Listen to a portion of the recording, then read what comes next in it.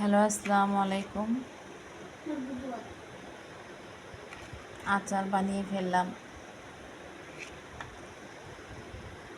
আচার মূলত আমার মার কাছ থেকে শিখেছি। আমি ছোটোবেলা থেকে দেখে আসছি আমার মা সব ধরনের আচার বানাতে পারে। আমের সিজন আসলে আমের আচার, জলপাইয়ের সিজন আসলে জলপাইয়ের আচার। তবে আমার আব্বার অনেক পছন্দ আচার।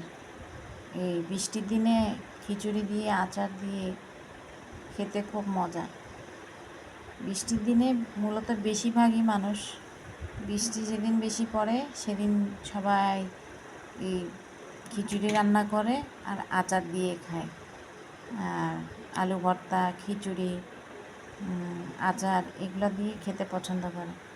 আর আমার আব্বা তো ডাল, আলু ভর্তা, তারপরে আচার, সালাদ এগুলো খুব পছন্দ করে। আলু ভর্তা দিয়ে, আচার দিয়ে, ডাল দিয়ে খেতে খুব সুস্বাদু লাগে।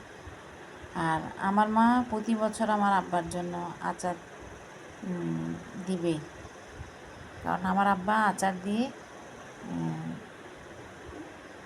খিচুড়ি, ভাত এগুলো খেতে পছন্দ করে আব্বা।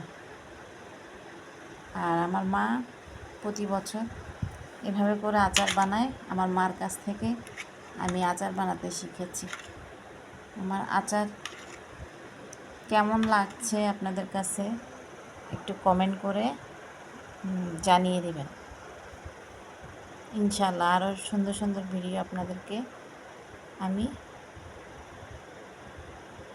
দেখার সুযোগ করে দেব।